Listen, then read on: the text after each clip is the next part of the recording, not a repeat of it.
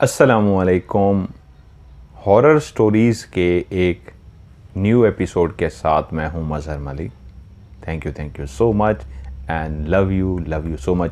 आप सबके फीडबैक का जब ये मैं जुमला बोलता हूं हर शो से पहले कि thank you so much and love you so much, आप सबके फीडबैक का thank you and love you तो मैं करता हूं आप सबसे और करता रहूँगा। लेकिन जब मैं कहता हूं ना आपके फीडबैक का, तो ये फीडबैक जहाँ मैं पढ़ता हूँ हर स्टोरी के नीचे कमेंट्स की सूरत में फीडबैक आपका लिखा होता है, तो ऐसा नहीं कि मैं पढ़ता नहीं हूँ। अच्छा, मेरा दिल करता है सबको लाइक करूँ, फिर मैं कहता हूँ अभी तो मैं लाइक कर रहा हूँ, जो इसके बाद आएंगे लाइक, जो और कमेंट्स आएंगे तो वो कहेंगे देखें हमारा लाइक नहीं किया, वो हर्ट होंगे। तो इस वजह से मैं किसी का लाइक नहीं करता। वरना ये हो ना, आपकी टीम होती है, आप मुसलसल बैठे लाइक करते रहें, क्योंकि सबके मैसेज इतने प्यार भरे होते हैं तो दिल बहुत करता है। लेकिन कुछ को कर भी देता हूँ लाइक, लेकिन मुझे पता है और भी अभी बहुत सारे कमेंट्स आने हैं, वो मैं लाइक नहीं कर सकूँगा और वो बड़े हर्ट होंगे, तो इसलिए मैं आपका नहीं। वरना आप सबके मैसेज मैं पढ़ता, सबके मैसेज हूँ और इतने प्यारे मैसेज होते हैं आप सबके, इसलिए मैं हर कहानी से पहले मजबूर होता हूँ जुमला कहने को कि love you so much and thank you so much. आज की जो स्टोरी है मुझे शुएब ने भेजी है, और शुएब ने भी पहली बात ये लिखी कि मेरा काम बहुत ही सख्त है। मैं कुकिंग का काम करता हूँ और बड़े बड़े फंक्शन पे हम कुकिंग करते हैं, और सुबह से लेके रात तक चल सो चल होती है, एक मिनट को भी सुकून नहीं मिलता बाज़-औक़ात।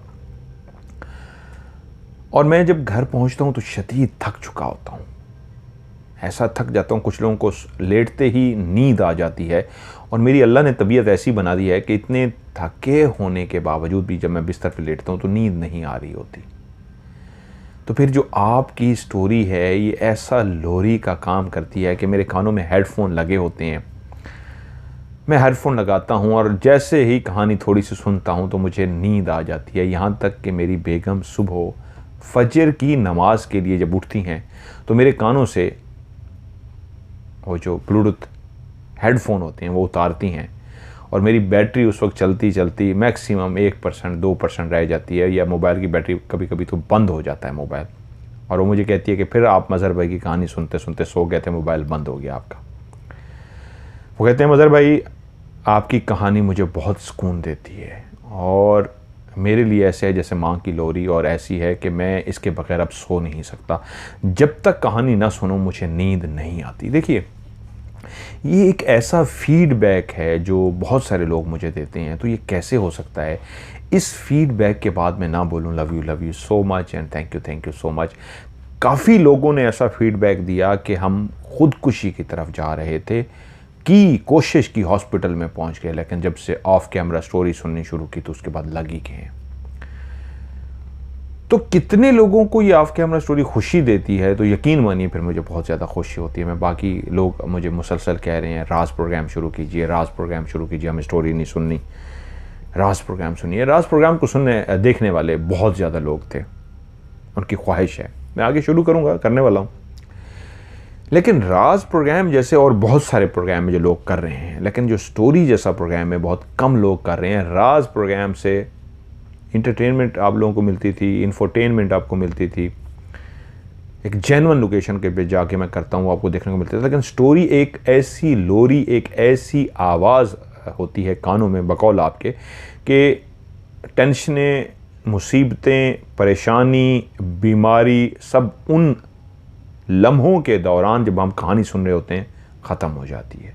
तो मेरे लिए इससे बढ़ के खुशी की कोई बात नहीं कि मैं आप लोगों को खुशी दे पा रहा हूँ। अल्लाह ने अगर मुझे वसीला बनाया है, इस काबिल हूँ कि मेरी किसी स्टोरी से, मेरी आवाज़ से, मेरे लफ्ज़ों से, मेरे स्टोरी सुनाने के अंदाज से अगर आपको खुशी होती है तो love you so much and thank you so much, जज़ाकल्लाह।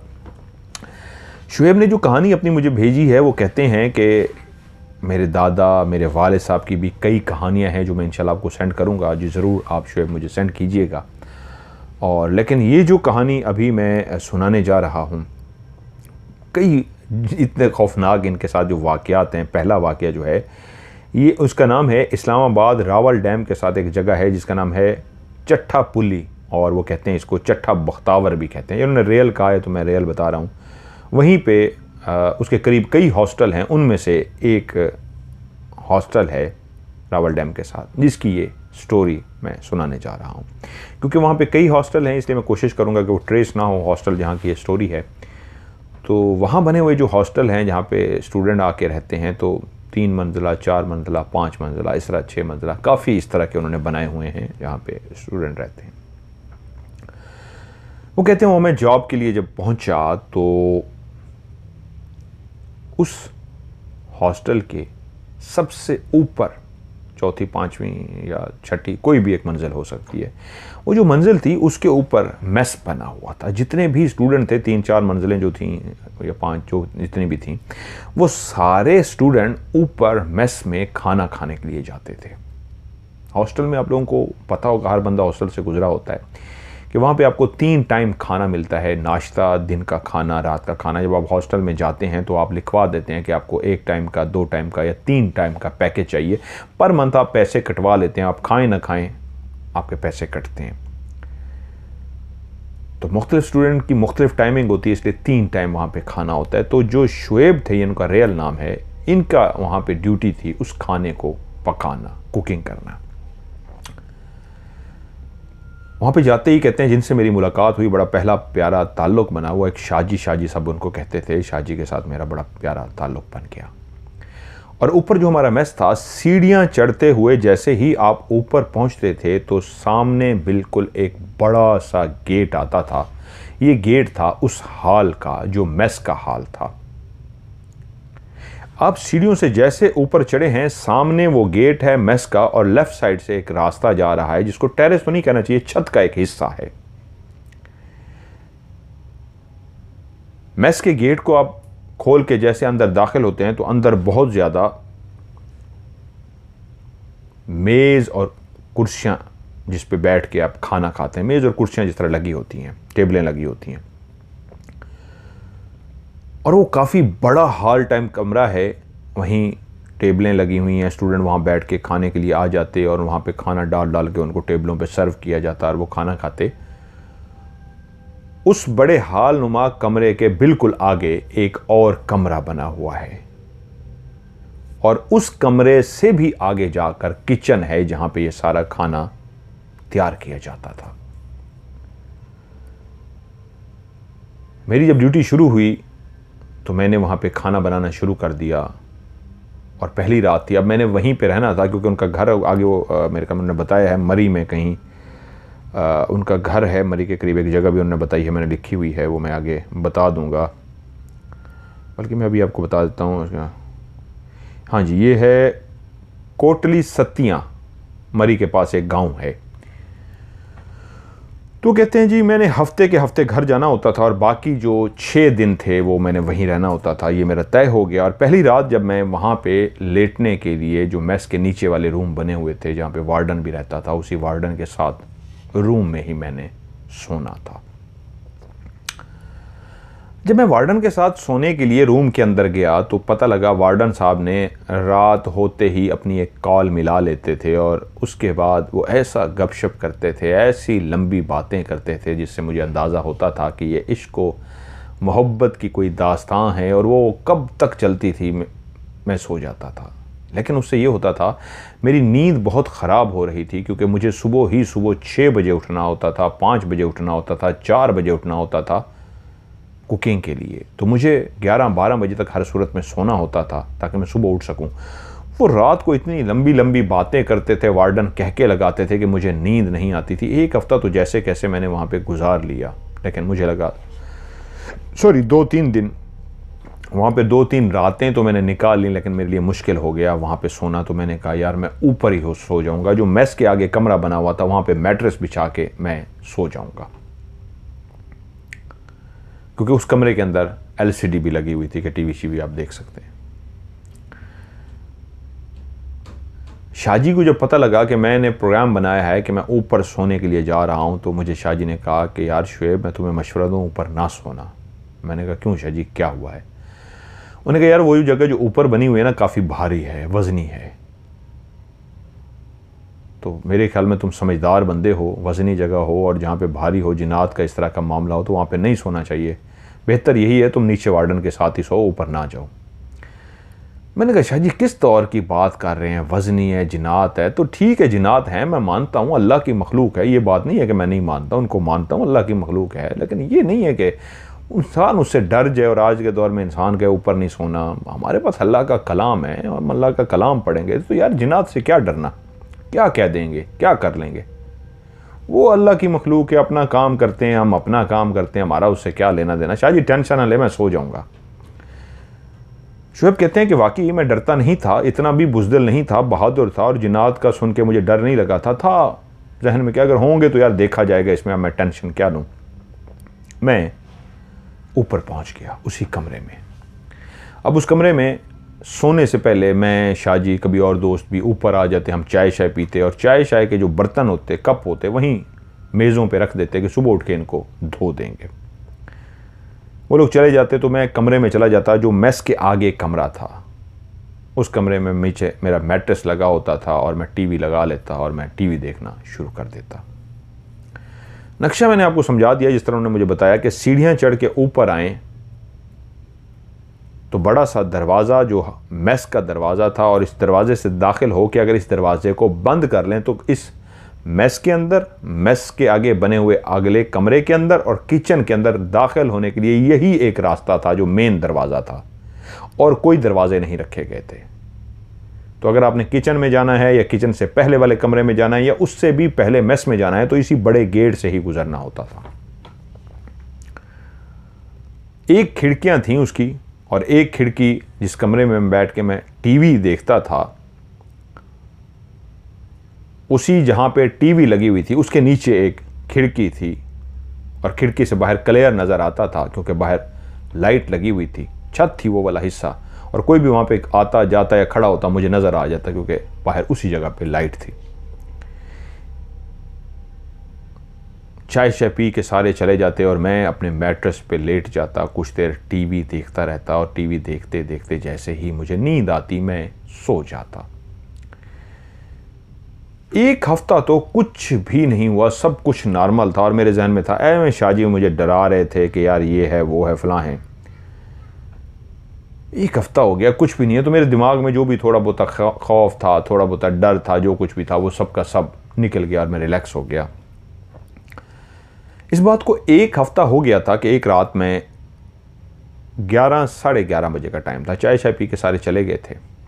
वहीं हॉस्टल में मेरी एक मुलाकात होती थी। एक लड़का था जिसका नाम वकास था, उसको टीवी देखने का बहुत शौक था, जब भी टाइम मिलता वो टीवी के आगे बैठा होता। मेरी जब भी उसे नीचे मुलाकात होती वो हर वक्त टीवी के आगे बैठा होता, और लड़के भी आते टीवी देखते, लेकिन आते जाते रहते थे, कोई बैठता कोई नहीं, वो तो हर वक्त मौजूद होता। जब जब उसको टाइम मिलता वो टीवी बैठ के देखता रहता था। पता नहीं रात को सोता भी था या नहीं, टीवी बंद कर दी जाती थी हॉस्टल की, तो इसलिए मजबूरी हो जाती थी उसकी सोना, वरना अगर रात सारी टीवी चलाने की इजाज़त होती तो वो रात सारी टीवी देखता। ऐसा शैदाई था वो टीवी का वकास। 11 साढ़े 11 बजे का टाइम था कि मैं टीवी देख रहा था कि मेरी निगाह पड़ी, वो लड़का वकास सामने खिड़की में आकर खड़ा हो गया। क्योंकि मैंने उस कमरे को जहाँ मैं लेटा था उसको भी मैंने बंद किया हुआ था, इसका दरवाज़ा जो था, और उसके आगे बाहर निकलने के लिए वो जो मेस का बड़ा सा दरवाज़ा था वो भी मैंने बंद किया हुआ था, अंदर तो वो आ नहीं सकता था। अब वो जब खिड़की के पास आया तो मुझे एकदम गुस्सा आ गया कि यार कैसा दीवाना है। मैंने उसको पहचान लिया, वकास था, सामने खड़ा था, और वो इस अंदाज में खिड़की के बिल्कुल क्लियर साथ आके खड़ा हो गया कि जैसे वो रिक्वेस्ट कर रहा था कि यार टीवी देखनी है, दरवाज़ा खोल दे। मैं लेटा हुआ था, लेटे लेटे मेरी जब वकास पे निगाह पड़ी तो मैं अपने मैट्रेस से उठ के बैठ गया और उसको घूरना शुरू कर दिया, और एकदम से मुझे गुस्सा आ गया कि यार ये कैसा है, ये पढ़ता नहीं है, यहाँ पे पढ़ने के लिए आया है, क्या करने के लिए आया है, ये जॉब करता है जो भी है, ये हर वक्त टीवी देखता रहता है, इसका काम ही यही है। और ऊपर अब चढ़ के आ गया 11 साढ़े 11 बजे के, यार इसने टीवी देखनी होगी, यार कैसा बंदा है। मैं इसको तो देखता हूँ ना, इसको बताता हूँ मैं कि चल यार जाके सो, तू पागल है।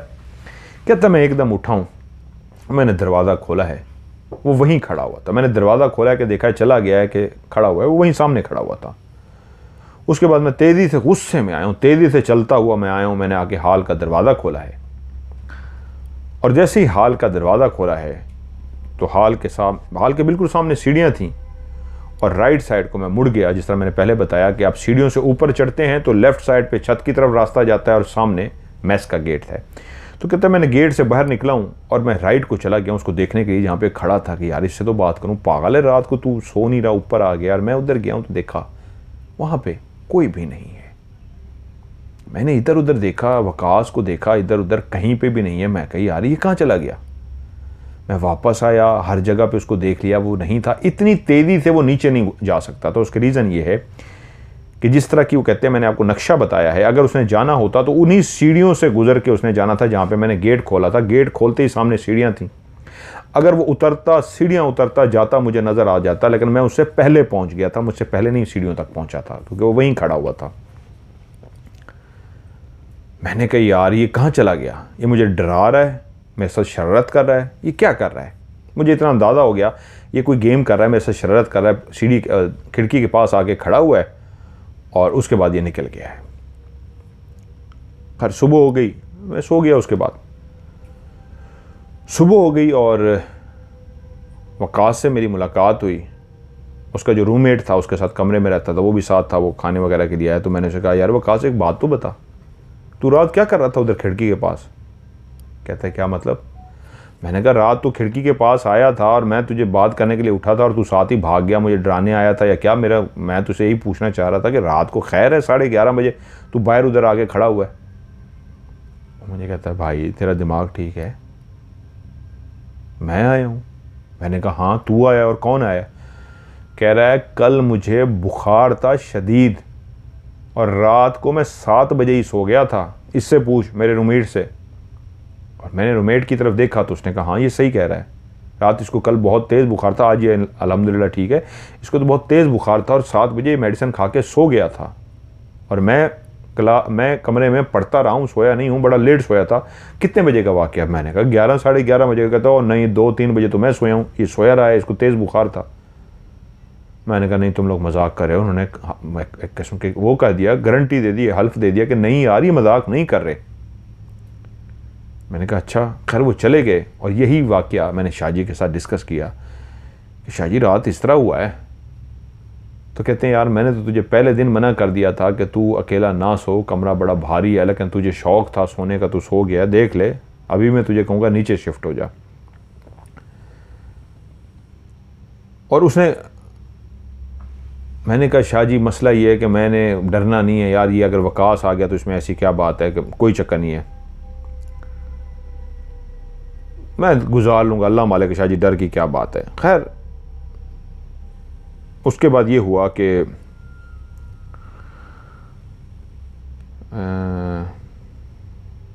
अच्छा उसके बाद ये हुआ कि वो कहते हैं जी बहरहाल 2-3 दिन फिर मेरे सुकून से गुजर गए, कुछ भी नहीं हुआ। मैंने कहा शाहजी अल्लाह मालिक देखा जाएगा, और इस तरह 2-3 दिन निकल गए। तीसरी रात थी कि फिर मैंने टीवी वगैरह देखा और टीवी वगैरह देख के फिर मैं अब सोने की तैयारी ही करने के लिए लेटा था कि वो जो मेस का दरवाज़ा था मुझे हर सूरत में बंद करना होता था कि कोई बिल्ली वगैरह ना आ जाए, कोई जानवर ना अंदर आ जाए। तो मुझे ऐसा वहम सा हुआ जैसे वो दरवाज़ा खुला सा रह गया, ये क्या हुआ है। तो सोने से पहले मैं उठा, मैंने कहा यार एक दफ़ा दरवाज़ा ही चेक कर लूँ। मैं उठा, मेस की लाइट सारी ऑन की और देखा, दरवाज़ा चेक किया, मेस का दरवाज़ा बंद था, सारा कुछ क्लियर था। मैंने लाइट बंद की, दरवाज़ा बंद किया और आके अभी लेटा ही था कि लेटे हुए कुछ ज़्यादा देर नहीं हुई थी कि जो मेस के अंदर टेबलें रखी हुई थी ऐसी आवाज़ें आना शुरू हो गई जैसे कोई टेबलों को घसीट रहा हो।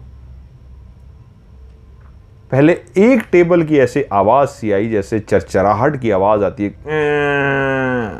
टेबल को किसी ने घसीटा होता है, ऐसे ही किसी ने टेबल को घसीटा था और मैं चौंक गया। मैं नींद में से था, नींद तो नहीं अभी आई थी, अभी सोने ही लगा था कि एकदम से मेरी आंख खुली कि ये कैसी आवाज़ आई है, ये कहाँ से आई है। तो उसी लम्हे दोबारा आवाज़ पहले से भी ऊंची आवाज़ आई, तेज़ आवाज़ आई टेबल को घसीटने की। मैं एकदम अलर्ट हो गया, ये आवाज़ तो साथ वाले रूम से आ रही है। ऐसे था जैसे कोई टेबल को घसीट रहा, और तभी एक और आवाज़ आई जैसे बायक वक्त इकट्ठे 2 टेबलों को इकट्ठे घसीटा गया हो और साथ में कोई कुर्सी भी हो। 2 टेबलों को घसीटा गया 2 मुख्तलिफ सिमत से। ऐसे लगता था एक लेफ़्ट साइड की टेबल घसीटी जा रही है और एक राइट साइड की टेबल घसीटी जा रही है, और साथ में कोई कुर्सी भी है जिसको घसीटा जा रहा है, जिसकी वजह से बड़ा शोर सा पैदा हुआ। और मैं उठ के बैठ गया कि यार अभी तो मैं देख के आया था, दरवाज़ा मैं बंद करके आया हूँ, अभी अभी चेक करके आया हूँ, सब कुछ क्लियर है, तो टेबलें कौन घसीट रहा है? कि मेरा वहम नहीं हो सकता। टेबलों को घसीटने की क्लियर आवाज आई है। मैं कुछ देर बैठा रहा, कुछ देर तक टेबलों को घसीटा जाता रहा, यहां तक कि मैंने देखा टेबलें जो घसीटी जा रही थी वो रुक गई, बंद सी हो गई। और एकदम से ऐसी आवाज आई, क्योंकि कुछ देर पहले मैं और शाहजी ने 2 कप रखे थे टेबल पे, मैं रख के आया था। वो भी मैं आगे वजह बताते हैं कि हम धोते कप को क्यों नहीं थे। कि वो मैं 2 कप जो हमने चाय पी थी, वहां बैठ के गपशप कर रहे थे, वहीं मेस में ही चाय पी के 2 कप मैंने टेबल पे रख दिए थे, जान के धोए नहीं थे कि सुबह धोना है। सुबह धोने की क्या वजह है वो आगे बताता हूं। तो एकदम से ऐसी आवाज आई जैसे ठज ठा, उन घसीटों के बाद कि वो कप जमीन पे गिरे हैं और टूट गए हैं। मैंने दरवाजा अब नहीं खोला, मैंने कहा नहीं यार दरवाजा नहीं खोलना। खैर मैं बैठा रहा हूं कुछ देर, जब खामोशी हो गई आखिर फिर मैंने सोना ही था और आखिरकार मैं सो गया। सुबह उठा, दरवाज़ा खोला तो देखा वाकई टेबलों को घसीटा गया था, टेबलें अपनी जगह पर नहीं थीं और कप जो थे वो नीचे गिरे पड़े थे, टूटे हुए थे दोनों कप।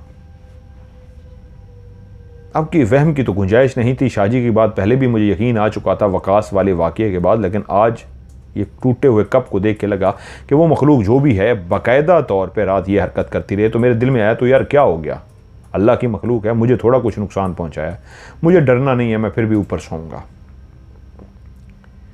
लेकिन वहीं जो बात मेरी खटक रही थी दिल के अंदर वो कन्फर्म हो गई, क्योंकि मैं उस रात भी जो एक गलती की थी वो ये थी कि मैंने वो जो बड़ा सा पतीला जिसके अंदर मैं खाना पकाता था और बाद में स्टूडेंट्स को उसी पतीले में से खाना डाल डाल के दिया जाता था। जहाँ पे मेस होता है और हॉस्टल होता है तो वहाँ पे बड़े से पतीले के अंदर खाना पकाया जाता है और जब भी कोई स्टूडेंट आगे बैठते हैं तो उसी में से खाना डाल डाल के दिया जाता है। रात को वो जो पतीला होता था मैं उसको धो देता था कि सुबह 4-5 बजे 6 बजे जब भी उठूँगा तो इसको पकाना शुरू कर दूंगा, नाश्ता इसमें पकाना होगा, क्योंकि 3 टाइम उस पतीले में पकता था। जिस रात ये वाकया हुआ था उस रात मैंने पतीले को धो के रख दिया था और अगली रात जब मैं सोने लगा तो पतीला, आज सुस्ती चढ़ी हुई थी, मैं पतीला धो नहीं सका था कि यार इसको सुबह धोऊंगा। उसमें काफ़ी सालन लगा हुआ था, काफ़ी ज़्यादा हड्डियाँ वगैरह पड़ी हुई थी और सालन लगा हुआ था और मैं सो गया कि यार सुबह उठूंगा और इसको धोऊंगा। हाल बंद था, मेस का हाल भी बंद था, मेरा कमरा भी बंद था और किचन के अंदर वो पतीला रखा हुआ था। मैं सो गया और मैं जब सुबह उठा पतीले को धोने के लिए, जब मैं पतीले के पास पहुंचा तो पहली निगाह देखते ही जो मेरे लिए हैरान कौन थी, पहली निगाह में मैंने देखा कि पतीले को साफ किया गया है ऐसे जैसे कोई उंगलियों से पतीले को साफ करे।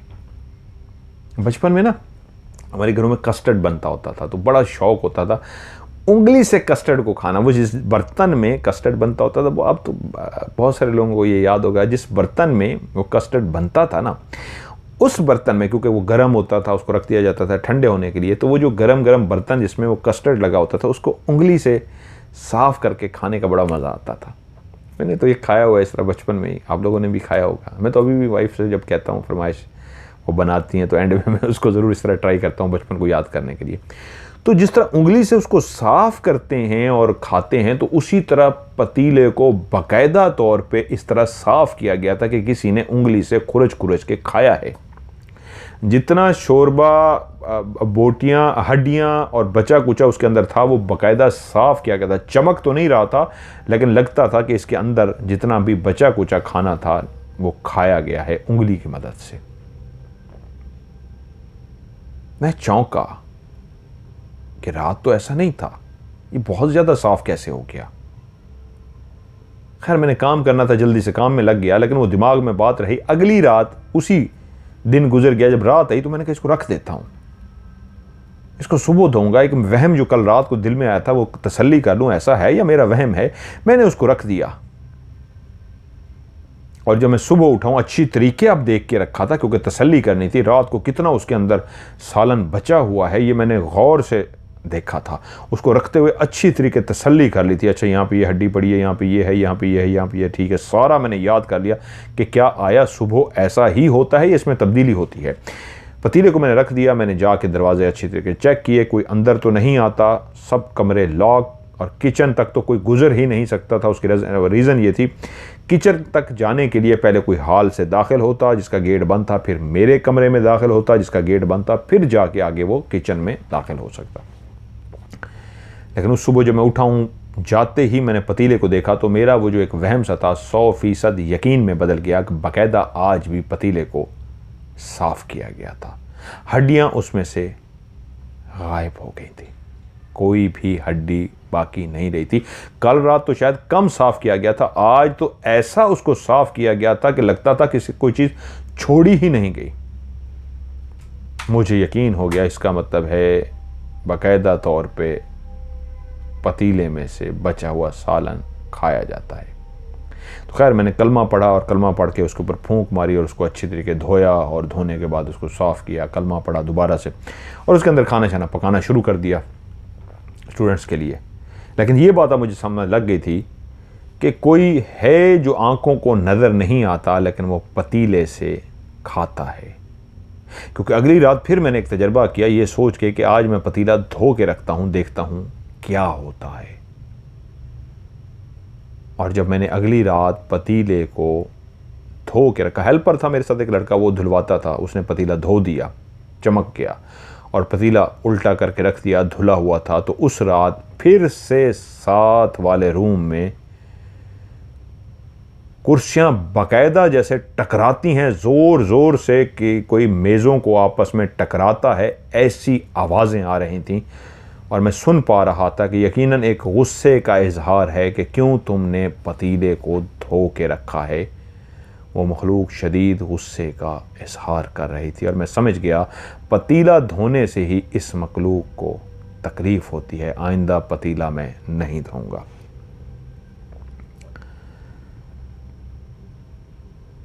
खैर अब ये जब अंदाज़ा हो गया कि अब यहाँ पे वाकई जिन्नात हैं, एक वकास की सूरत में, बिल्कुल क्लियर जो वकास की डिटो कापी था वो मुझे दिखा चुके थे, ये भी इशारे मिल चुके थे। तुम्हें अलर्ट हो गया था। उससे अगली रात मैं अपने कमरे में टीवी देख रहा था। टीवी देखते देखते मैं सोने की तैयारी करने लगा और जैसे ही मैं टीवी बंद की, मैंने करवट ली, जिस सिमत मेरी कमर थी तो पीछे से एक आवाज आई, खश खश। अभी आंखें ही बंद की थी, नींद तो बहुत दूर थी, अभी तो सिर्फ आंखें बंद की थी। टीवी का रिमोट उठा के उसको बंद किया था और आंखें ही बंद की थी। करवट ली, करवट लेके आंखें ही बंद की थी। हर तरफ खामोशी थी, हर तरफ हर कोई सो रहा था। ऊपर तो कोई भी नहीं था, स्टूडेंट शायद नीचे जाग रहे हों, लेकिन एकदम से जो आवाज आई खश खश, ये बिल्कुल मेरे पीछे से थी। एकदम मैं तेजी से मुड़ के मैंने देखा उसी तरफ जहां से आवाज आई तो वहां पे कुछ भी नहीं था। मैं कुछ देर लेटा रहा, यहां तक कि मैंने करवट उसी सिमत बदल ली। पहले कमर करके लेटा था उस सिमत जहां से वो आवाज आई थी, खश खश। अब मैंने उसी तरफ मुंह कर लिया, करवट किचन की तरफ कर ली, दूसरी तरफ। कुछ देर मैं लेटा रहा, आंखें मेरी खुली रही और मैं इंतज़ार में था कि फिर से कोई आवाज़ आती है, क्योंकि अब मैं उसी सिमत देख रहा था जिस सिमत से आवाज़ आई थी। मैं करवट लेकर कमर करके सोया था कि उसी लम्हे मेरी फिर से दूसरी, अब मैंने करवट बदल ली थी, दूसरी तरफ से जहाँ मेरी कमर थी फिर से आवाज़ आई, जोर से आवाज़, पहले से भी जोर से आवाज़ दी गई। इतनी जोर से आवाज़ थी कि एकदम से मैं पलटा, उस तरफ देखा, कोई भी नहीं था, तो मैं सीधा लेट गया। अब मैंने करवट नहीं दी, क्योंकि पहले एक करवट दी तो उस तरफ से आवाज़ आई, दूसरी तरफ करवट दी तो पीछे से आवाज़ आई। ये कौन है जो इस तरह की आवाज़ निकाल रहा है? पतीला मैंने धो के नहीं रखा, वो उसी तरह रखा हुआ है, तो फिर क्यों कोई आवाज़ निकाल रहा है? इधर उधर मैं देख रहा हूं, कोई भी नहीं है सिवाय इस कमरे के। एक मेरी सांसें हैं जो मुझे सुनाई दे रही हैं। उस खामोशी में सिर्फ मैं अपनी सांसों को सुन पा रहा हूं।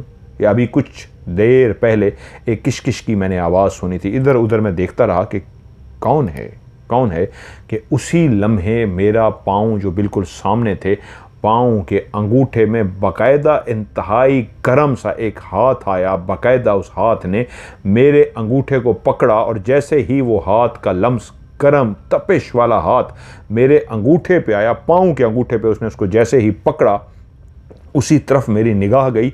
वहाँ पे कोई भी नहीं था, लेकिन मेरे अंगूठे को पकड़ लिया गया था। और ना सिर्फ मेरे अंगूठे को पकड़ा गया, बल्कि पकड़ने के बाद उसको मरोड़ दिया गया, झटका देके मरोड़ा गया। एक तो वो हाथ जिसने मेरे अंगूठे को पकड़ रखा था वो इंतहाई शदीद गर्म था, तपिश थी उसके अंदर से, और ऊपर से उसने जिस तरह मेरे अंगूठे को पकड़ा और मरोड़ा, झटका दिया, तो मैं झटका मार के उठ के बैठ गया। कोई कितना ही बहादुर हो, उसके कोई अंगूठे को पकड़े और अंगूठे को पकड़ के झटका मारे, जितना भी बहादुर हो उसके लिए लेटना मुश्किल था। और मैं भी उठ के बैठ गया। अब मुझे इतना डर लग गया कि नहीं, ये बहुत ज़्यादा है। बाकायदा मेरे अंगूठे को एक ऐसे गर्म हाथ ने, जो आग की तरह गर्म था, उसने पकड़ के झटका दिया था। अब मेरे लिए बहुत मुश्किल था, मैं उठ के बैठ गया था। अब मैं डर गया और मैंने फैसला किया कि भागो यहाँ से, ये आज बहुत ज़्यादा हो गया है। शरारत आपके जिस्म तक पहुँच गई है। जल्दी से मैंने कमरे का दरवाज़ा खोला, भागता हुआ गया, हॉल का दरवाज़ा खोला और जल्दी से सीढ़ियाँ नीचे उतरते हुए वार्डन के कमरे तक पहुँच गया, जहाँ पे वार्डन सोता था, जहाँ शुरू के 2-3 दिन मैं भी सोया था, लेकिन उसके मोबाइल पे बातें करने की वजह से डिस्टर्ब हो गया था। जैसे ही मैं उसके कमरे के बाहर गया तो मैंने कहा दरवाज़ा खटखटाऊँ, क्योंकि दरवाज़ा उसने बंद किया हुआ था, वो सोता था, दरवाज़ा बंद करके सोता था। तो जैसे मैं कमरे के बाहर खड़ा था, मैंने कहा दरवाज़ा खटखटाऊँ। मैंने अपना हाथ दरवाजे पे रखा खटखटाने के लिए, तो एकदम से मेरा हाथ रुक गया कि यार, अगर मैंने दरवाज़ा खटखटा दिया तो वार्डन फ़ौरन पूछेगा हाँ क्या हुआ है, और मैं कहूँगा मैंने यहाँ सोना है, तो वो फ़ौरन समझ जाएगा कि ऊपर इसके साथ कोई गेम पड़ गई है, और उसके बाद ये मेरा शदीद मजाक उड़ाएगा। वो था भी इस तरह मजाक उड़ाने वाला बंदा। तो मैंने कहा नहीं यार, दरवाज़ा नहीं खटखटाते, सुबह मजाक बन जाएगा। इसने हर बंदे को बुला बुला के वार्डन ने बताना है कि रात शुएब डर गया था, भाग के मेरे पास आया है सोने के लिए, इतना डरा हुआ था, ये बड़ा बहादुर बनता था कि मैं ऊपर सोऊंगा, ये है वो है, और रात नीचे आ गया था। मैंने कहा नहीं यार, ये मजाक बन जाएगा, सब मेरा तमाशा उड़ाएंगे, ये मजाक बन जाएगा, मैं वापस जाता हूँ। मैं डरा हुआ तो शदीद था, लेकिन फिर भी अल्लाह का नाम लेके मैं वापस सीढ़ियाँ चढ़ के ऊपर जाना शुरू हो गया। हॉल का कमरा मैंने खुला रखा, अपने कमरे में गया, उसका दरवाज़ा भी खुला रखा और जाके मैं अपने उस मैट्रेस पे लेट गया। लेकिन मुझे पता था कि मैं डर चुका हूँ, मुझे नींद नहीं आनी। लेकिन मैंने वहाँ पे लेटते ही, जहाँ नीचे से जब मैं ऊपर वापस आया था, सीढ़ियाँ चढ़ रहा था, तब से मैं आयतुल कुर्सी मुसलसल पढ़ता हुआ आ रहा था। आयतुल कुर्सी पढ़ते पढ़ते अपने मैट्रेस तक पहुँचा और मैट्रेस पे लेट के भी मैं 2 घंटे तक आयतुल कुर्सी पढ़ता रहा, यहाँ तक कि मेरे दिल को सुकून आ गया, जैसे लगा कि अब कुछ नहीं होगा।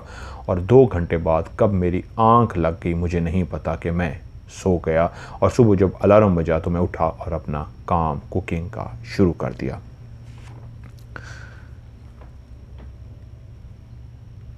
कुछ दिनों के बाद जो पुराना हेल्पर मेरे साथ लड़का था, जो मेरे साथ हेल्प करवाता था, वो छोड़ के चला गया था। तो एक नया हेल्पर लड़का यहाँ पे काम करने के लिए आ गया।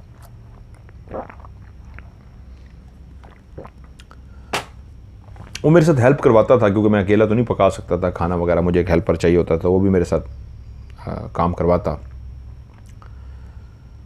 तो मैंने हफ्ते का दिन आ गया, वो मेरे साथ ऊपर कमरे में ही सोता था, हम दोनों मैट्रेस पे इकट्ठे सोते थे। कि हर हफ्ते मैंने अपने घर जाना होता था एक दिन के लिए, कि मेरी छुट्टी का दिन आ गया।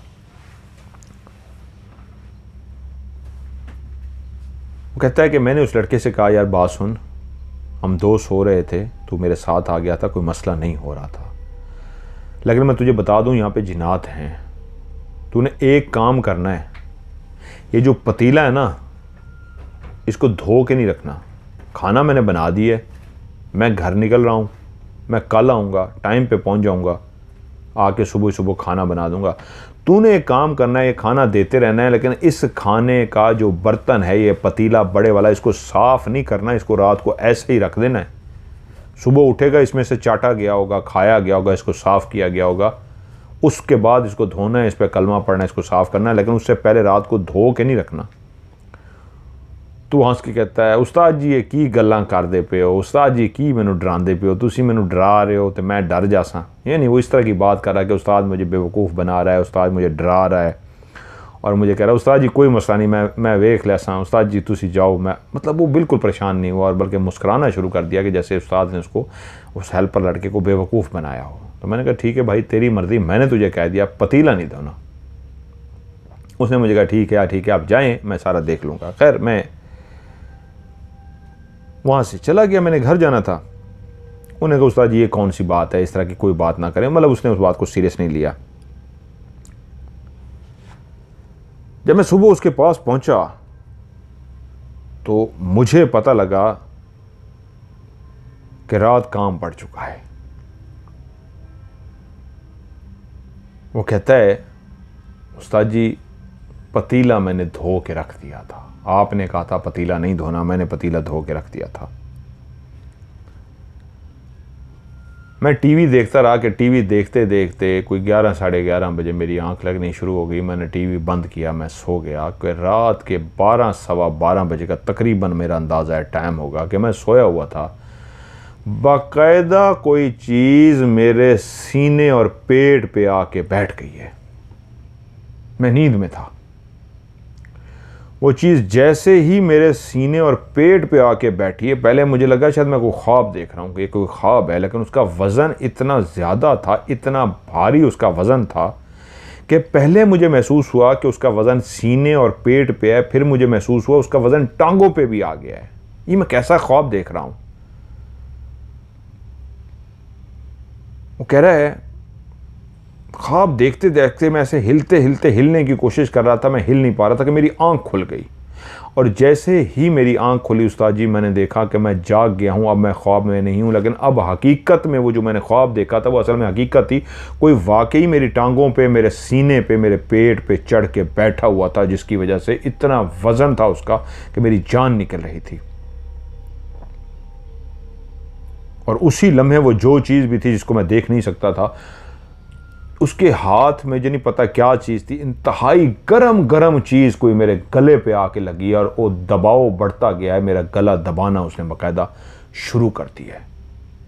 मैं चीख मारने की कोशिश करूं, उस्ताद जी मेरी चीख ना निकले, रात का टाइम, मैं अकेला सोया पड़ा हूं, वो चीज़ मेरे ऊपर बैठी हुई है और वो मेरा गला दबा रही है। मेरा सांस नहीं आ रहा, मेरा गला और दबाया जा रहा है और मैं चीखें मारने की कोशिश कर रहा हूँ, लेकिन चीख नहीं निकल पा रही, वो गला दबा रही है वो चीज़ मेरा। मुझे ऐसा लगा कि मैं मर जाऊंगा, मुझे आज सांस नहीं आएगी, मैं नहीं बच पाऊंगा। लेकिन उसी वक्त शायद अल्लाह ताला को मेरी ज़िंदगी मंजूर थी कि मेरे मुंह से ना ऐसे अल्लाह ताला का नाम निकल गया। बिल्कुल ही मेरा दम निकलने वाला था, मेरा सांस बिल्कुल ख़त्म हो गया। तो उसी वक्त ऐसे जैसे मुंह से अल्लाह ताला का कलाम निकल जाता है ना, अल्लाह ताला का मेरे मुंह से कलाम निकल गया।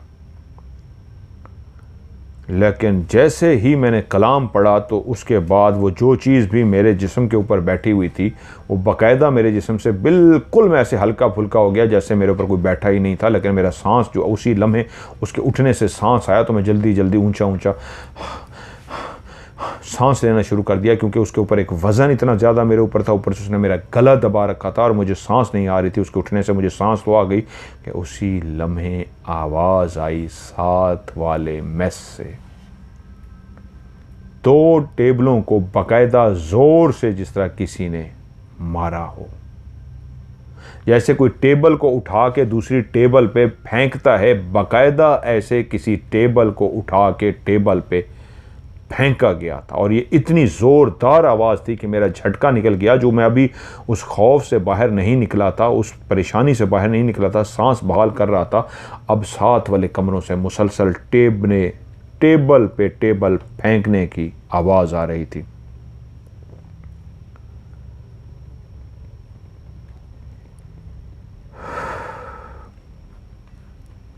वो कह रहा है मैं परेशान के साथ वाले कमरे में ऐसा लगता था जैसे तूफान आ गया हो, जैसे ज़लज़ला आता है या तूफान आता है, does does does does does does सारी चीज़ें हिलती हैं, ऐसे टेबलें बाकायदा पहले एक दो टेबलों को ऊपर फेंका गया और उसके बाद बाकायदा टेबलें ऐसे ज़ोर ज़ोर से does does does does does does हिलना शुरू हो गई। 4-5 लोगों ने, हमने आखिरी टाइम पे सोने से पहले, जब मैं सोया था उससे पहले 4-5 हम लोगों ने चाय पी थी और चाय के कप भी टेबलों पे रखे थे कि टेबलें जब हिलना शुरू हुई, does does does does does के कपों के टूटने की, मुझे नीचे गिरने की, डज डज डज। एक कप टूटता है कि टेबल से गिर जाए, एक होता है कि कप को कोई उठा के जोर से मारता है। वो मुझे बता रहा कि उस्ताद जी कप को उठा के किसी ने इतने जोर से मारा था कि मेरी आवाज़ से ही जान निकल गई और मेरे हवास में ऐसा हवास बाख्ता हो गया, मैं इतना डर गया कि मेरे पास मोबाइल भी रखा हुआ था कि मैं नीचे गार्ड को फ़ोन करता, वार्डन को फ़ोन करता, किसी को फ़ोन करता, यार मुझे बचाओ, ऊपर ये काम हो रहा है। कि कह रहा है मुझे कोई होश नहीं कि मेरे पास फ़ोन भी है, मैं बस काम पे जा रहा हूँ, क्योंकि अभी तो मेरा गला दबाया गया था। कुछ देर पहले वो चीज़ मेरे सीने पे बैठी थी। अब साथ वाले मेस में है ज़लज़ला, मैं बाहर कैसे जाऊँ? वही तो रास्ता है मेस वाला, जहाँ पे टेबलें डस डस डस डस बज रही है और ऐसा ज़ोरदार आवाज़ें आ रही है। मैं हैरान हूँ नीचे किसी को आवाज़ें क्यों नहीं जा रही। ये तो शदीद ज़लज़ला आया हुआ है, लेकिन वो ज़लज़ला मेरे कमरे में नहीं है, सिर्फ मेस वाले कमरे से आ रहा है। कुछ देर टेबलें डस डस डस डस डस डस हिलती रहीं कि उसके बाद फिर से किसी ने टेबल को ज़ोर से उठाया और उठा के इतने ज़ोर से पट खा के वो टेबल शायद 2 से 3 टेबलों को जाके लगी है। बाकायदा पटखा गया इतनी ज़ोर से कि वो दूर तक जाके गिरी। और उसके बाद मुझे लगा कि गुस्सा कम होने की बजाय वो जो भी मखलूक है जो मुझे नज़र नहीं आई, जो मेरे जिस्म पे, मेरे सीने पे बैठी थी, वो यकीनन हवाई मखलूक थी, जिन्नात थे, तभी मैं उनको देख नहीं पाया। वो अब गुस्से में आ चुके हैं। उस्ताद ने सही कहा था पतीला मत धोना, और मैंने पतीला धो दिया था। उस्ताद जी वो टेबलें जिस तरह फेंक रहे थे ना, मेरी जान निकल गई। मैंने कहा अल्लाह का कलाम पढ़ और भाग यहाँ से। अगर तू यहाँ बैठा रहा ना, जितने गुस्से से ये टेबलें फेंक रहे हैं ये तुझे मार डालेंगे। कह रहा है मेरे तो खौफ से बुरी हालत हो गई। मैंने कहा नहीं यार, भागना पड़ेगा नहीं तो मारा जाऊंगा। मैंने कहा या अल्लाह मुझे किसी तरीके यहाँ से निकाल। मेरे बाप की तौबा में जो सारी ज़िंदगी यहाँ ऊपर सो जाऊँ अकेला, उस्ताद ने ठीक कहा था, मुझे या अल्लाह किसी तरीके यहाँ से निकाल।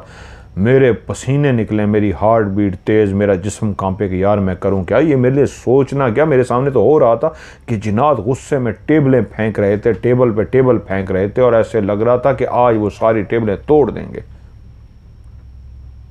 या शायद आखिरी कप कहीं कोई पड़ा था, उसकी फिर से आवाज़ आई, और उस कप को जब बाकायदा दरवाजे पे मारा गया, उस दरवाजे पे जो मेरे कमरे का दरवाज़ा है, जब उस कमरे पे दरवाजे पे उस कप को ज़ोर से मारा गया और कप आके दरवाजे पे लगा, तो मैं समझ गया ये सारा गुस्सा मुझ पे है। तभी मेरी गर्दन को दबाया गया है, मारने की कोशिश की। अब मैं भागूं, अब मैं बैठा रही, मुझे जान से मार देंगे। मैंने एक दफ़ा अल्लाह की तरफ देखा, आँखें बंद की, मैंने कहा या अल्लाह मुझे नज़ारा ना दिखा, मुझे बचा यहाँ से।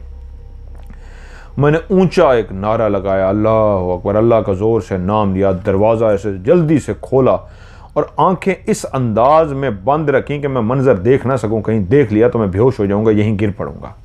मेरी खौफ से ऐसी बुरी हालत थी। आप अंदाज़ा लगाएं उस्ताद जी, जिसके पास मोबाइल पड़ा हो उसको नहीं अंदाज़ा कि यार कॉल कर लूँ तो उसके दिमाग के क्या काम करेगा। मैंने दरवाज़ा खोला है, आंखें सिर्फ इतनी खुली रखी और बंद रखता खुला रखता कि सिर्फ रास्ता नज़र आए। जब मैं अपने कमरे से निकलने लगा हूँ ना उस्ताद जी, उस वक्त जो आखिरी उन्होंने गुस्सा किया है, मेरी आंखों ने जो आखिरी मंजर देखा है, टेबलें बाकायदा हवा में खड़ी थी। मैंने सिर्फ एक मंजर देखा है, टेबलें कोई सीधी कोई उल्टी हवा में खड़ी थी, कोई टेढ़ी बाकायदा हवा में लहरा रही थी और कुछ गिर रही थी नीचे, पटखा जा रहा था। किसने उठाया हुआ था उनको, मैंने किसी को नहीं देखा। इतना देखा टेबलें बाकायदा हवा में उड़ी खड़ी हैं। कोई उल्टी कोई सीधी। मैंने कहा भाग। मैं जैसे ही भागने लगा हूँ, वो जो दरमियान में रास्ता है, तो बाकायदा टेबलें एक सिमत से दूसरी सिमत में फेंकी गई हैं। शुक्र है मुझे कोई टेबल, अल्लाह की रहमत हुई, मैं अल्लाह का कलाम पढ़ रहा था, मुझे टेबल लगी नहीं, लेकिन वो मेरे आगे से गुजर रही थी। कोई टेबल इधर जा रही थी, कोई टेबल इधर जा रही थी। मैं भागता हुआ जैसे कैसे, मैं कहा या अल्लाह बचा, बस ये टेबल भी लग गई तो मर जाऊंगा। मैं अगले दरवाजे तक पहुंच गया। जल्दी से मैंने कुंडी खोली और सीढ़ियाँ भागता हुआ वार्डन के कमरे में पहुंच गया। वहाँ पहुँचते ही डस डस डस डस डस मैंने दरवाज़ा खटखटाया। थोड़ी देर के बाद वार्डन वैसे भी जाग रहा था। उसने कहा क्या हुआ है? मेरी सांस फूली हुई, मैं कांप रहा, मैं अंदर चला गया और गिर गया। मुझे कहता है क्या हो गया है, क्या हो गया? मैंने कहा यार अल्लाह ने मुझे बचा लिया। उसने मुझे पानी पिलाया, मुझे होश दिलाया। थोड़ी देर तक मुझे होश आ गया। मेरी हालत ही नहीं थी बताने वाली। उसने मुझे कहा क्या हुआ है? मैंने कहा यार ऊपर ये हुआ है। उसे मैंने सारा माजरा सुनाया। मुझे कहता है चल यार आजा ऊपर देखते हैं। मैंने कहा तेरा दिमाग ख़राब है, इतना कुछ ऊपर हो गया और तू मुझे कह रहा है ऊपर चल के देखते हैं। इस वक्त जो होगा वो सुबह देखेंगे। इस वक्त वो बहुत गुस्से में है। इस वक्त तेरा दिल करता तू जा, मैं तो नहीं जाऊंगा भाई। जितना वो गुस्से में तो मार डालेंगे। तो शुक्र है खुदा का, मैं जब भागता हुआ आ रहा था टेबल मेरे सर में नहीं लगी, जिस तरह वो टेबलें उठा उठा के फेंक रहे थे। तो वो भी डर गया। उसने कहा यार मैं नहीं जा रहा। और सुबह फजर की अजान हुई, नमाज़ पढ़ी हम दोनों ने, और नमाज पढ़ के दोनों जब हम ऊपर गए हैं तो टेबलें ऐसी उल्टी पड़ी हुई थीं और ऐसे जैसे मंजर था कि जैसे कोई आया हो और तोड़ फोड़ करके गया हो। सारी टेबलें उल्टी पड़ी हुई थीं, कोई किधर कोई किधर। कप की किरचियाँ हो गई थी। कपों को तो बाकायदा इतने गुस्से से मारा गया था, इतने गुस्से से तोड़ा गया था कि छोटी छोटी किरचियाँ हो गई थी। वरना कप टेबल पे रखा हो ना तो टेबल से नीचे गिरे तो टूटता ज़रूर है, छोटी छोटी किरचियाँ नहीं होती। उनको तो पकड़ के लगता था जैसे किसी ने ज़ोर ज़ोर से ज़मीन पे मारा था और उसके छोटे छोटे टुकड़े हो गए थे। मैंने जाके माफ़ी मांगी। मैंने कहा मेरे बाप की तौबा जी, मुझे माफ़ कर दें, आज के बाद मैं यहाँ पे सो जाऊँ, मैं नहीं सोऊंगा, मुझे माफ़ कर दें। सुबह हो गई थी फिर भी मैंने माफ़ी मांगी। खैर मेरे साथ उसने काम करवाया। जब रात हुई तो मैंने कहा यार अब मैं आ गया हूँ, परेशानी की बात नहीं, इधर ही सो जाओ। उसने कहा आपका उस्ताद जी दिमाग ठीक है, मैं नौकरी छोड़ सकता हूँ, इधर नहीं सो सकता। जो मैंने देख लिया है, जो मेरे साथ हो गया, तो रब ने मेरी लिखी हुई थी, अल्लाह ने मेरी कोई नेकी देख ली, मेरी नेकी सुन ली, मुझे माफ़ कर दिया, नहीं तो मुझे रात ही मार देते। ओ भाई मैं नीचे सोऊंगा वार्डन के साथ। मैंने सुना है वहाँ पे कुछ भी नहीं होता, सिर्फ ऊपर ही होता है जो सोता है। आपने ठीक कहा था, ऊपर जो भी सोता है उसके साथ मामला होते हैं। मेरे प्यो दी भी तौबा, मैं दोबारा कभी नहीं सोऊंगा उस्ताद जी, नहीं मैं नौकरी छोड़ दूँगा। लेकिन वो फिर कभी भी नहीं सोया। मैंने उसको जितना भी कहा कि यार मैं तेरे साथ हूँ, तू सो जा, उसने कहा नहीं उस्ताद जी मैंने नहीं सोना।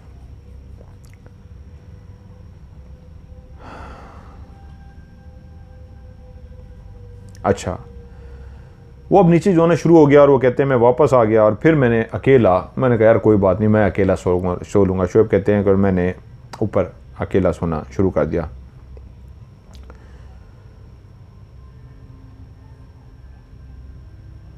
लेकिन उसके बाद मैंने जो काम आते ही उसी रात किया, क्योंकि वो उस रात भी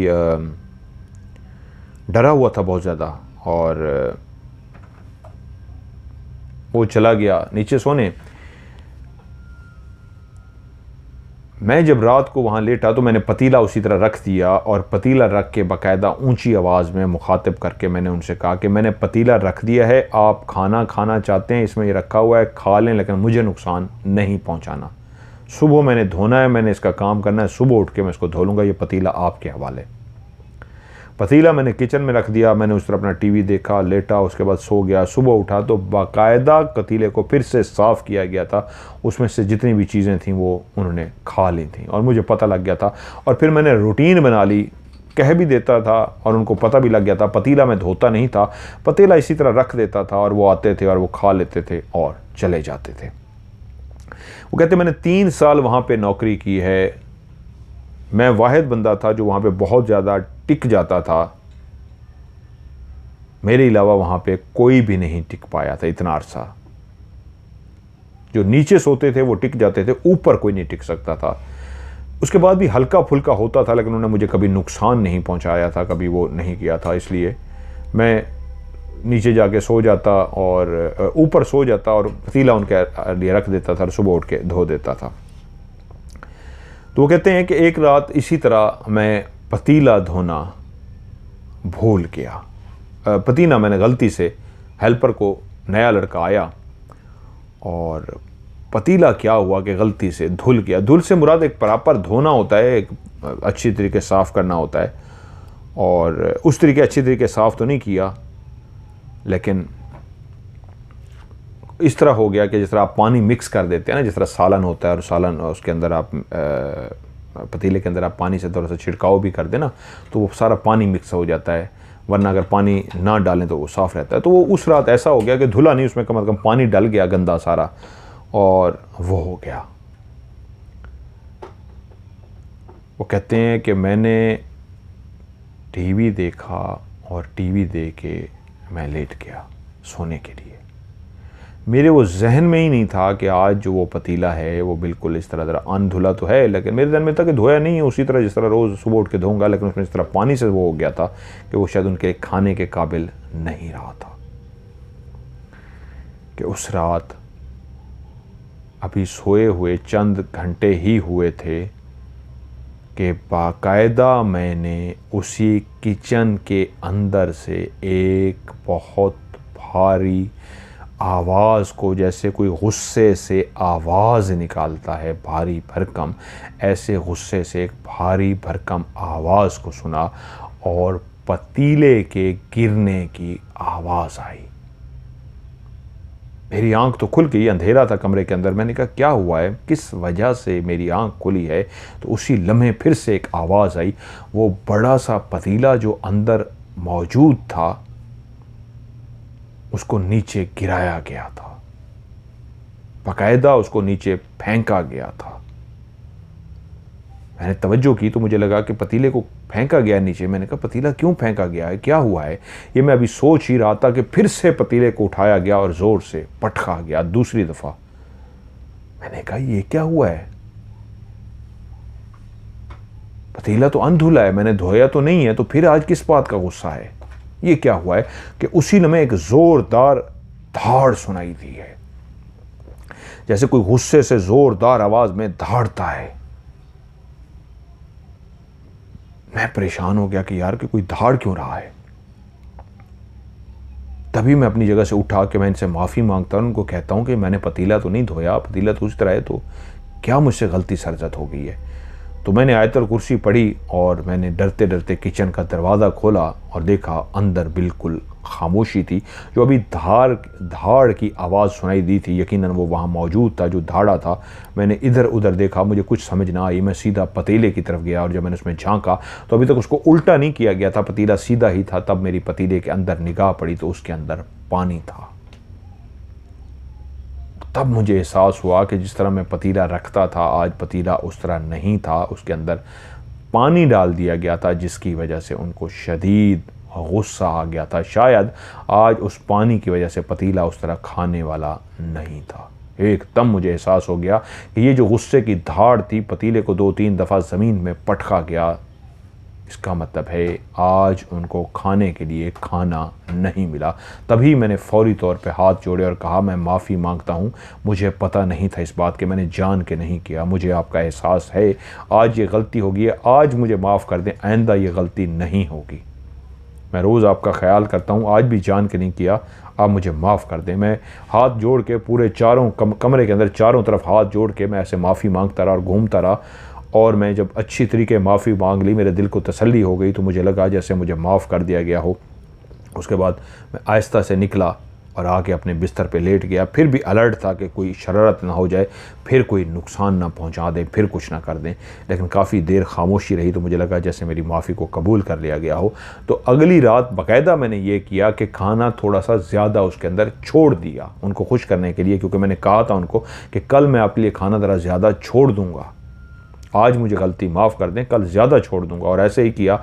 अगले दिन मैंने पतीले में थोड़ा सा आम रूटीन से ज़्यादा खाना उनके लिए माफ़ी तलाफ़ी के लिए, ताकि मुझे माफ़ी मिल जाए, मैंने खाना थोड़ा सा ज़्यादा छोड़ दिया। और जब मैं सुबह उठा तो पतीला सारा खाली हो चुका था। वो जितना भी एक्स्ट्रा मैंने खाना डाला था वो खा चुके थे। वहाँ मैंने 3 साल गुजारे, उसके बाद काफ़ी वाक़यात हुए, लेकिन हल्के फुल्के सिर्फ ये एक वाक़या हुआ था। शुएब के ये वाक़यात थे जो उन्होंने मुझे सेंड किए और मैंने आपको भेजे। अलग स्टोरी में शामिल करूँगा। उनका एक और बड़ा, ये इससे भी ज़्यादा खौफनाक वाक़या है उनके गांव का। कोटली सतियाँ मरी के पास एक गांव है जहां का ये उनके साथ एक खौफनाक वाक़या पेश आया। तो इंशाल्लाह ये नेक्स्ट स्टोरी में शामिल करूँगा। ये स्टोरी यहीं पे उनकी मुकम्मल हो गई। जो उस हॉस्टल के अंदर रहते हैं उनके साथ वाक़यात हुए, कहते हैं मैं 3 साल रहा, उसके बाद तो मैं चला गया, अब वहाँ क्या हालात है मुझे नहीं पता।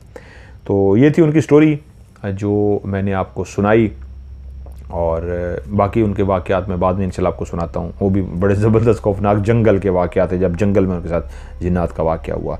तो आप लोग भी अपनी स्टोरीज़ मुझे सेंड कीजिए मेरे व्हाट्सअप नंबर पे, और स्टोरी आप लिख के भी भेज सकते हैं व्हाट्सएप पे, वॉइस मैसेज लंबा सा रिकॉर्ड करके भी भेज सकते हैं। दोनों सूरतों में स्टोरी लिख के भेजें या वॉइस मैसेज रिकॉर्ड करके भेजें। आपने एंड में लिखना है स्टोरी, STORY। आपने वॉइस मैसेज भेज दिया, सबसे आखिरी लफ्ज़ सिर्फ एक स्टोरी लिखना है। कुछ लोग गलती करते हैं, 1-2 दफ़ा लोगों ने गलती की है कि उर्दू में एक पूरी कहानी लिखी है और उसी कहानी के अंदर ही आखिरी लफ्ज़ स्टोरी लिख दिया। उसके अंदर नहीं लिखना, कहानी लिख के कहानी लिखी हुई कहानी को पहले सेंड कर दें। जब वो सेंड हो जाए फिर अलग से एक छोटा सा लिखें STORY और उसको सेंड कर दें। और व्हाट्सअप का नंबर जिस पर सेंड करना है +9231366555 00। मैं रिपीट करता हूँ, +9231366555 उर्दू में इसको बोलेंगे जमा 9231366550। आज की हॉरर स्टोरी से मज़हर मलिक को दीजिए इजाज़त। अपना ढेर सारा ख्याल रखिएगा। खुदा हाफिज़।